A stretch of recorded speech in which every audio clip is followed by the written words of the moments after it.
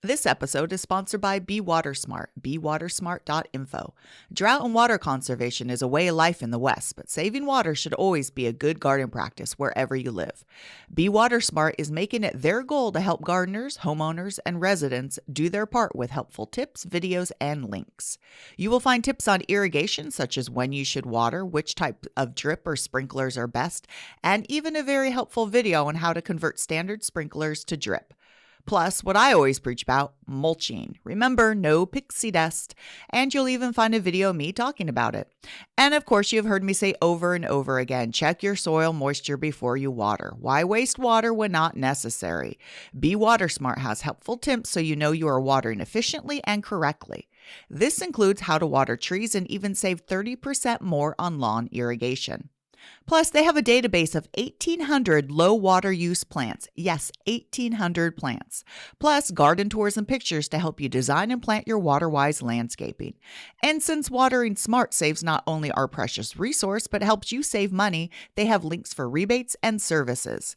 So stay current on Be Water Smart news by signing up so you don't miss important info. That's bewatersmart.info. Look at that plant.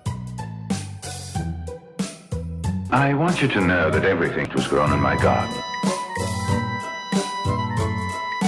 Don't touch that plant! Is it poisonous? She'll become part of the plant. Hi, everyone, and welcome to Flower Power Garden Hour. I'm your host, Marlene, and this is the first question and answer episode of 2022. And joining me is Joe. Joe, say hello. Hello. Hello. Normally you're like, oh, what are you going to talk about at the beginning? And I'm like, I don't really have much to say. I have a lot to say this time. Yeah, I figured you had a lot to say. Yeah. So tomorrow I get my last rabies shot. When you tell people rabies shots, they go, ow, that's painful. Because I think people are still, they've heard they're painful, but that's because they apparently used to have to get 21 shots in the stomach. I knew it was a lot. I didn't know that it was something like 21. That. Yeah, it was some crazy amount, but now it's not that. So just a backstory. I'm a crazy cat lady. One of our ferals who came to us with a tipped ear, meaning it was already fixed, got really sick. Who was it? Not Beat's mom. And she, now we know it's a he, was named Not Beat's mom because you're like, I think that's, so we have Beetle Goat. And then we have Beat's mom, who's Mama Kitty. And then when you look outside and you'd be like, oh, I think that's Mama Kitty. Nope, not Beat's mom. So it became Not Beat's mom. So I never brought him to the vet because I had it ear tipped. And it's not friendly. Like I could get right up to it when I'm feeding it. But if I try to pet it, Normally it takes me a while to start being able to pet the cats, but not this one. I haven't really, forced it either. But it got a really massive upper respiratory sickness. We're talking like just not eating for like 5 days. So it took a really long time to catch it. Because when it go into trap, everyone's like, oh, put food in. When you have a cold and you can't smell and eat, there's nothing enticing you to go into it. So stupid me, just long story short, we caught it in its new cabin that you built for it, this cat cabin outside. And I just went in like full, like I'm going to grab it. Like what I do when I'm trapping kittens or trying to grab a cat, I'll grab it by the scruff and just hold on for dear life. We have a verb for this. You. Simon flailed. I wasn't going to include your last name, but yes, that's the technical term is Simon flailed. But yeah. Yeah. Mm-hmm. Yeah. When I just start spazzing and trying to, but you have to admit that I'm really good at catching cats that way. So it wasn't. No. You got a rabies shot. Okay. You got bit by a cat. No, it's called the flail because you ignore logic and just go in. Okay. Yeah. Anyways, I went in, I got bit, and I've been bit by plenty of cats just recently too. Therefore, what you just said about being really good at catching really cats good. like that. Really good. And for some reason, I knew this one was going to get infected. No, I am good. When I catch them and get bit, I still hold on for dear life. The group of kittens I got a few months ago, they're biting the crap out of me, but I held on to them because I knew I had one shot, else they would run away and I would never get them. No, Joe, I'm really good. Right. Yeah. Steve Irwin was just amazing at catching animals too. Yeah, and then one caught him right in the chest. Exactly. Yeah. Yeah. Mm-hmm. Thank you. Are you comparing me, Steve? Thank you. Anyways, it bit me. We had to continue. We finally caught it, brought it to the vet. And I knew my finger wasn't going to look so, it was just this weird instinct. So sure enough, that night, I cleaned it out. My arms just started hurting really, really bad. And the next day, nice red lines going up my arm, get some antibiotics, all good. Come home 2 days later, the cat is foaming at the mouth, foaming. And the foam around its mouth quickly went to these long, disgusting drool things. It was just I'm like, oh, and my friend happened to be over who is trained. She's not a practicing vet. She's a vet pathologist. She just stared and went, oh, that's not good. I called the vet and they say, oh, foaming on a cat is not indication of rabies. I'm sorry. All you hear growing up is foaming at the mouth, foaming at the mouth. And the fact I've never seen that happen. And 2 days after I have an infected bite. So went to the emergency room because that's the only place you could get rabies shots on holidays. And then I've had to pretty much go to the emergency room for every single one because they've fallen on days the clinic's been closed. And I'm going tomorrow for my last one. And they do not hurt. The first one did because they have to give you immunoglobulin shots into the wound. That one hurt. But then the other's just in the shoulder. So, but yeah, Joe, I'm going to be vaccinated against rabies. And Kitty's all okay. But now all the outside cats got sick. It just went right through all of them. But high virality rate. Yes, we know it's a he now. Still not beats mom because it's still a he. It's much better. Something else exciting is went on a 5-day trip to San Diego and LA with a Gianluca who did the Succulent podcast. And he set it up where we visited really some of the best succulent growers in the world and saw their private collections, went to some of their nurseries. I wasn't a huge succulent fan before, even though we have an amazing collection at work.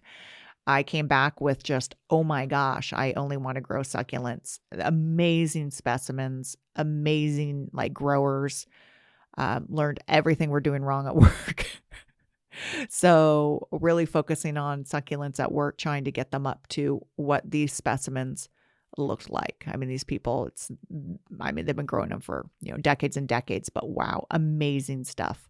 If you follow me on Instagram, I posted a whole bunch, not all of them, because I'm like, maybe I'm inundating people with too many succulent pictures, but really amazing. What else? There was something else. I can't remember. That was it. I mean, between infected finger, rabies right around Christmas trip. I do have something coming in the mail that shipped today. But I'm not going to talk about it yet. It's a secret. Is it a secret from me? No, you sent me saying they don't have the tracking number yet. Oh, right. Okay. No, because you ordered it. Right. Yeah. Oh, I know, my bubbly car. I got a bubbly car.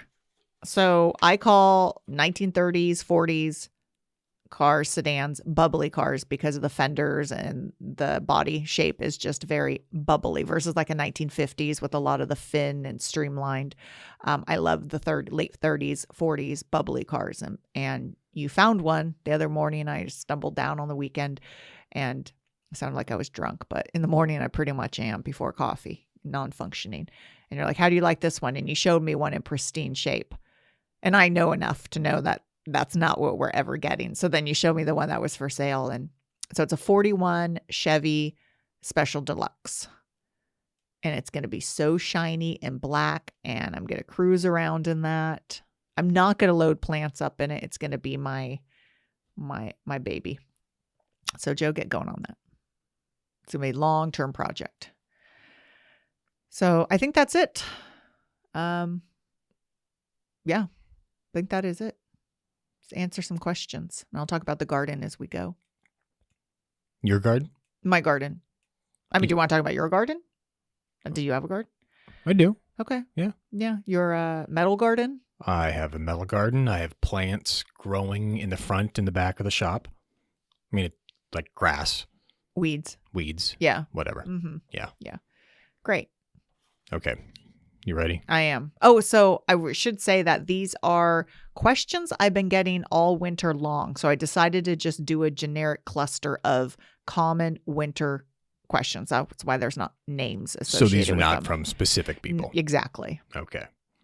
All right. First one. How do I trim back asparagus? All right. So I posted that I was cutting back my asparagus and, just sort of showed a picture of it overgrown, and I got a few questions about it. So asparagus is a perennial crop. And this time of year, the foliage, you should let go just completely brown and brittle. And when it's brown and brittle, you literally just cut it all the way down to the ground.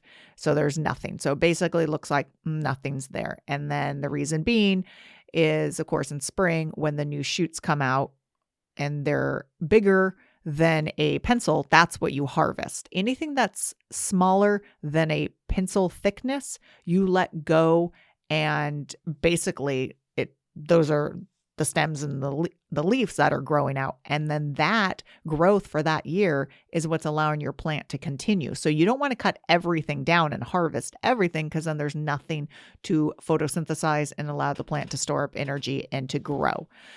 So right now you're just cutting everything back. If you don't have anything back to cut back, that means your plant's either dead or you harvested everything, which was wrong as well. So remember, anything that's thinner than a pencil thickness, let go all summer long, green and grow. And there are little red fruits on it. They're not edible. Birds do spread them because I have random asparagus plants popping up. So just cut those down. That's it. Okay. Hey, what's that? You've got this really pretty thick, leafy something that you have growing out back. And I've been eating it, and it's really good. It's the huge collard greens. Right. This is going into their 3rd year, so they're massive. But they're a lot like meatier than the other ones. Yeah, it's I forget what it is. I think it's a collard green because it hasn't done anything. But actually, I'm surprised it hasn't gone to flower yet. So it's been 3 years of just putting on leaves, and the leaves are pretty thick. Collard green leaves are pretty thick. But yeah, it's massive. There's 3 plants there. Yeah, I think they're the best tasting ones. Okay. Raw, without Okay. anything. I just go out, Wow. Okay. cut them, and eat it. Okay. It's snack on it during the day. Okay. But each leaf is It's huge. 12 to 18 inches, probably 18 inches. Yeah, they're big. Yeah. And they've been hit by the cabbage looper, but I there's eat holes. those too. Great. Look for the green worms on the backside. But no, they're gone. The holes are no, because they're still producing. So just look for them anyways. I should also mention about asparagus. Now is the time you're going to start finding bare root plants available at nurseries or online. So now is the time to buy them. They do sell out pretty fast. So you're going to want to plant them soon as a bare root plant. So if you're like, oh, I do want to grow asparagus, now is that time to start ordering them. Give it space because it is a perennial, and it'll sort of spread a little bit. Okay. Right. All right. Next question. Can I save a broken limb on a tree? As an example, can I prune one back now if it's damaged, or do I have to wait until spring? Okay. I think after the storms, I got several questions about, and actually I've gotten a few questions about deer coming up and damaging. For some reason, just all these questions come in about this. So it's really hard. I always tell people to send me a picture when they have a specific damage, because obviously a wound is different for each plant. So here's the thing, is a clean cut is going to heal on its own. That's why when you do pruning cuts, you want to prune outside the branch collar. You want to make sure there's no snags. You don't want to add any wound seal to it, because plants are going to be able to heal on their own. If you have a branch break, as soon as it's broken, that is the time to prune it. Even though you hear me say, oh, don't prune until spring, necessarily. If you have a broken branch, prune it off, because a jagged wound isn't going to heal over as fast as a smooth wound at the proper spot. So yes, cut that off. If something is, just snapped off, jagged, prune it. Now, if you have a big chunk taken out of a branch and the branch is still, attached to the tree, you're going to have to sort of either send me a picture or use your own judgment. If the tree is young and it's like the main trunk, I would say just get the tree out of there and start over, because that tree is never going to be as strong if it didn't have that. And it's always hard to say for sure. And remember, any wound, what it is it's a wound. It's going to allow potential insects, bacteria, fungus, and that's usually the problem. Usually a plant can heal itself, but it's that open wound and it not healing itself in time, or so big it's going to take a while, that's going to allow the diseases to come in.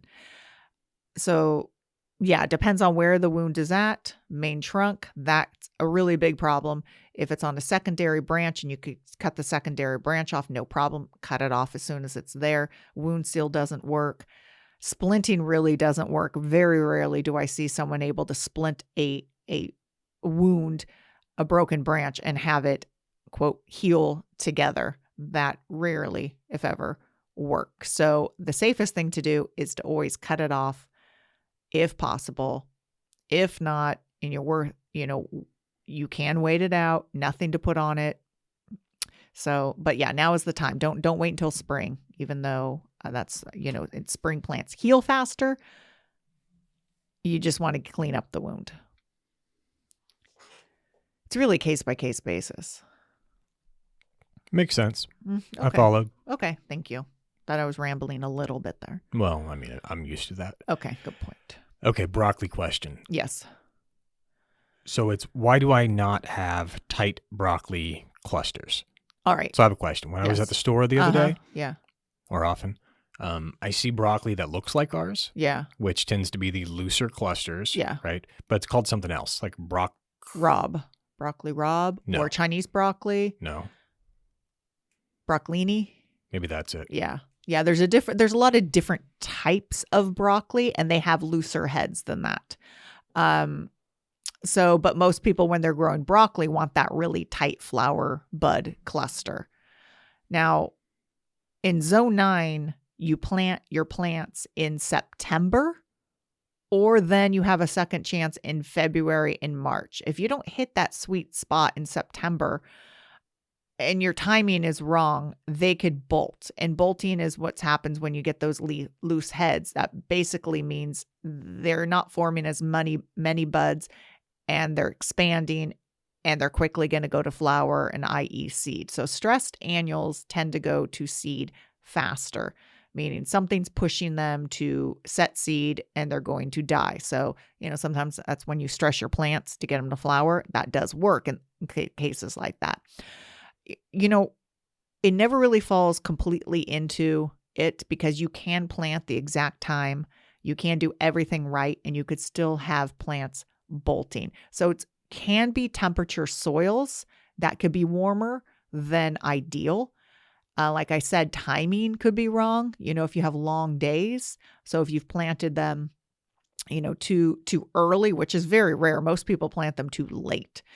But for instance, I have 2 sections of broccoli, and one bolted, all of them bolted. And then I have another group where the heads are incredibly tight. I wouldn't say all of them bolted. I got some, and then they bolted. So it's interesting. I'm trying to follow, but to be honest, I don't think anyone could pinpoint exactly why specific ones bolt sometimes. It is day length, it is stress, those 2 factors, but you could almost do everything right. So then you're like, okay, soil temperatures, possibly some sort of stress, water stress. But don't fret, because you do have another chance in February and March to plant another round of plants. But it is interesting, but it's called bolting when plants, especially winter crops. It could happen with any of them. Brussels sprouts are notorious for it. Lettuce is notorious, quickly go to just flower because they want to set seed. So something's stressing them out, usually day length, heat, soil temperatures, something. That is why. All right. But remember, you could eat all parts of broccoli. So even if they go to flower, you could cut those flower heads off and consume the leaves and the stalks. And if the main one goes to flower, a lot of times the side shoots will start producing small little florets, and you could harvest those. So don't pull out your broccoli if it's gone to flower. Definitely, the idea is, once something starts going to flower and setting seed, it doesn't taste as well. Well, broccoli's not a sweet vegetable anyways, and if you cut the flowers off, you're preventing it from going to seed completely. So you're still not, the sugar content's still going to be in the plant. Broccoli stalks are not good. I do not like broccoli's my least favorite vegetable. I prefer broccoli leaves and stalks better than broccoli. Like Really? you steam broccoli every day in the house. I come in and I Yeah. almost gag every single day. I eat a lot. I've been on a big Oh broccoli my God, kick. you eat so much broccoli. It's amazing. And it's my Yeah. least favorite vegetable. Well, I don't like it.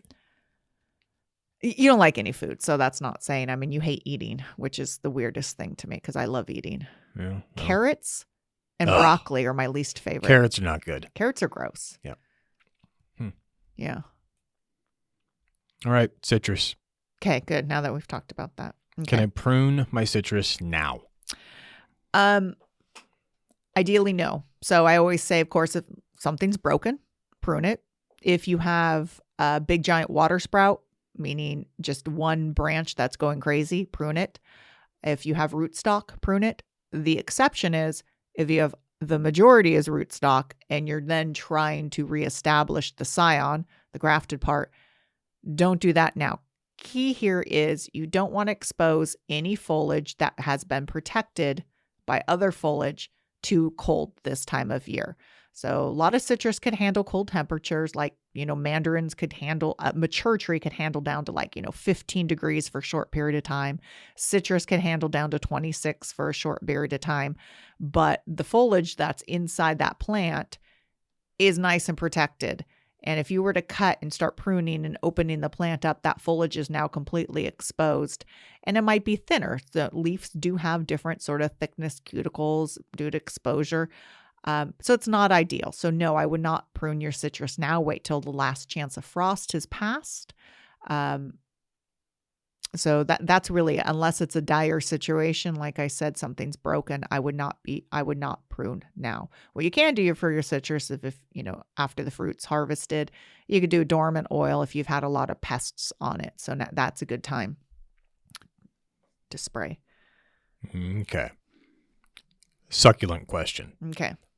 Bring them inside for the winter or leave them outside? I assume this is going to be highly dependent upon the area that you live. And the succulent. So remember, a succulent is just a definition of a plant with a lot of more moisture than, quote, a standard plant. Thus, it's a succulent. Usually they're found in deserts. Not always. There's some tropical cacti. Like I mentioned, plumeria, I even consider a succulent. So really you need to know your succulent. So when in doubt, of course, bring them up close to the house if they're in a pot. Really cautious, you could bring them inside your house. If you leave them outside or if they're in the ground, you could wrap the non-LED C7, C9 lights around them and then also cover them with a frost blanket. Remember, pin down to the ground. Don't make them like lollipops and expose the base. That goes for any plant. Pin it all the way to the ground. The soil is going to radiate heat up. Try to keep your succulents dry because they already have enough moisture. If there's more moisture, they could really just rot out. So really it depends on the succulent. Some succulents are found in, warm parts of Madagascar and, in parts of Africa where it doesn't get below, 45 ever. So of course, those plants here need to be protected when it gets that cold. Other cacti, there's actually cacti native to Ontario, Canada. So there are cacti that handle snow falling on them. So they handle really cold temperatures. So of course, those ones could be outside, no problem. So just because it's a succulent, there's not just the right answer. It's not all across the board. Protect, don't protect. Of course, if you don't know the name of it, when in doubt, protect it. Ideally, it would be in a pot. Now, I will say most succulents that you buy at a nursery outside are going to handle our cold just fine. If you're buying a succulent and you're buying it from the houseplant section inside, chances are they're selling it as a houseplant, and that might be a more frost sensitive plant, like the string of pearls. That one is more frost sensitive, and usually you find it in the houseplant section. Kalanchoe, you usually find it in a houseplant section, and that's tends to be more frost sensitive. Your jade plant is borderline. It should be protected up against the house, but your escheverias and a lot of sedums, they'll handle, not all, a lot of them that you find in the landscaping section will handle outside temperatures just fine. Are they going to look great? No. A lot of them are going to turn red, brown, defoliate, not look so good. That's just because it's a cold response. So when in doubt, cover, bring up. but really try to figure out the name first and, of course, where it's from, because that will help you a lot. But, of course, sometimes when you're buying succulents, it literally will just say assorted succulent. It does. They just assorted succulent. Wow. It's kind of Yeah. crappy. It's disappointing. Yeah. Yeah. Mm-hmm. Okay, last question. Okay. Can I use ashes from my fireplace in the garden? Okay. I'm assuming this is because I cleaned out the fireplace like a week ago. Yeah. Uh-huh. It was raining, and I left the ashes out there, Mm-hmm. and all of a sudden I found that they were like scattered around. Yeah. Yeah. It's like cement now. That's what it feels like. Looks like, too. I haven't even checked Cement. it. Yeah. Mm-hmm. Really? So this has been a It's question like that it's hard? no, it's pasty. It's like paste. Oh. Yeah. It hasn't hardened, but it's just paste. So it's a big question people ask. And then, of course, this time of year, as people are having fires, is it good or is it bad? So this is a question that's answered with, well, it depends. So they are pretty high in minerals. It's actually magnesium. You always hear potash, potassium. So it's magnesium, potassium, calcium. I think a lot of other trace minerals. So there is nutrient value in them. The problem is they're incredibly alkaline. So if you're in a high alkaline, high pH area, you don't want to add them to your soil, because high pH is a problem for a lot of gardeners. Like here we're at 8.5. So alkaline. It's a problem. Most plants prefer to be acidic, 6.5, or to neutral, 7. And, then there's plants that just tolerate alkaline conditions. So that's why, it's a pain to grow, blue hydrangeas. Gardenias have iron chlorosis. It's because when you have a high pH, or if you have a low pH too, but pH factors into how available the nutrients in the soil are. And the problem is when your pH is high, iron is not readily available. So you got a lot of iron chlorosis. So if you keep adding, or you add ash at all, you're increasing your pH. You don't want to do that. So if you are lacking those nutrients like magnesium and potassium and stuff, get it somewhere else. Get it from compost, add a fertilizer,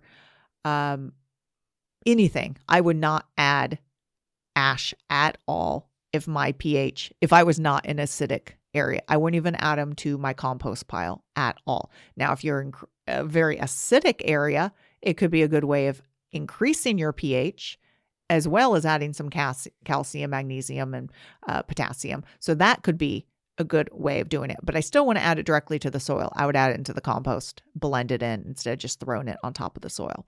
So it's one of those where, yes, it has these nutrients. Yes, you can add it to the garden. Do you want to? It's very specific. And if you have alkaline, not at all. I wouldn't add it at all. It's quite the opposite. You're trying to drop the pH by, adding soil sulfur and stuff. And so I would not use, and you want to be careful too, no Duraflame. Of course, if the wood is from an area where, we do have certain contaminated sites around here. So if there's a tree that was cut down around the contaminated site, you don't want to add it. Someone asked, oh, what about barbecue? Well, that's charcoal. You don't want to add that either. That's not going to give you anything. So yeah. And someone says they're making biochar. They go through and they collect the biochar pieces. And actually, it just so happens that upcoming podcast is going to be all about biochar. And so that's a really interesting topic. I have no idea what that is. You're going to learn a lot, Joe. You're going to learn a lot. Okay. I'm going to learn a lot.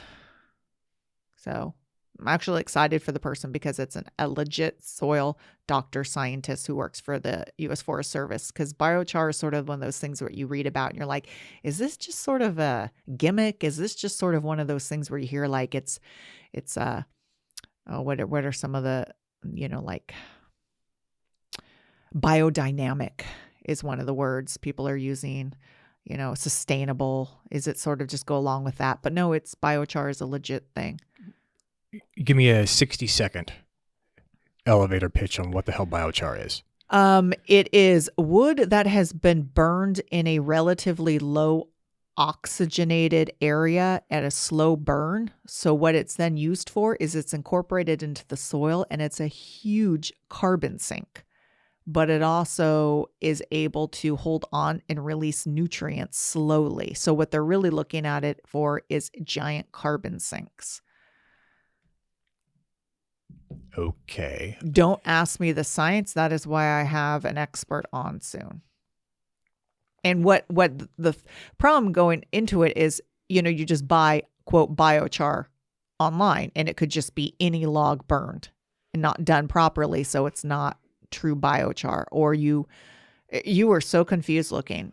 Well, I'm trying to figure out what you mean. So it's a carbon sink in that, but it doesn't, what is it used for? So you're saying it's a carbon sink in that it doesn't. They're trying to sequester carbon with it. Like literally greenhouse gas carbon. Like, so I know that in forests, at least, yes, underground yes, that's the biggest carbon sink Yes. overall and carbon reservoir. yes. So they're More thinking they than could above ground vegetation, I believe. I think you're right. Pretty sure. Okay. So they're trying to increase it. Okay. I don't understand how this We're going to learn. burnt wood We're going to does learn, that. Joe. We're going to learn.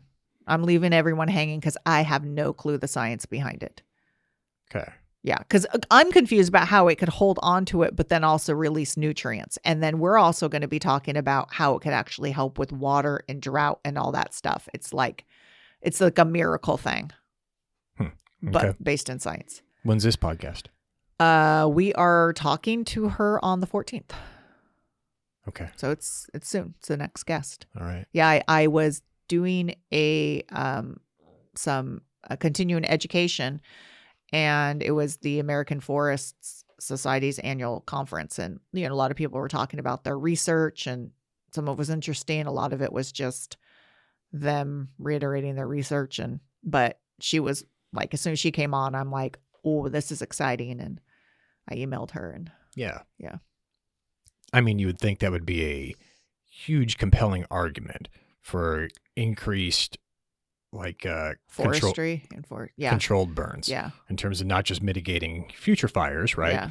But also, because it's pretty counterintuitive, one of the issues always is you don't want to do controlled burns Yeah. because you're supposedly releasing, right? It's Yeah. polluting Yeah. more, but this looks like saying- they have big biochar machines out there where they're actually burning down small, like all the stuff that's fallen. And okay, how about you join me on this podcast? I have questions. I that's why I'm asking you, because you probably actually your science background is better at this than me. You might just want to host it. No, I'll just Yeah. ask random questions. Okay, just ask random questions. Yeah. Okay. Yeah. No. So, yeah. No. I mean, I'm super excited about it because it's something I know so very little, and sort of thought it was like a little bit of hogwash, but it sounds like it's been going on for a while. Yeah, I just randomly kind of came across that whole soil being a much larger carbon reservoir than the actual vegetation about 2 weeks ago, and was looking into it. We'll talk about that too. I'm sure that we'll bring that up because I'm sure she's a soil scientist. It would seem like this plays into that. Yeah. I mean, yeah. So, all right. Was that the last question? Yep. And that was that it. on leaving people hanging with biochar. Yeah, should be good. All right. So if you have a question, you can email me at marlenetheplantlady@gmail.com. You please follow me on Instagram and Facebook at Marlene the Plant Lady. That's it, right? That's who I am, Marlene the Plant Lady. And if you like this podcast, please, please, please, please rate and review it on Apple Podcast. And tell a friend. That's important. Share it on social media or just share it word of mouth. That works too, the old-fashioned way. And I think that's about it. So until next time, everyone, happy gardening.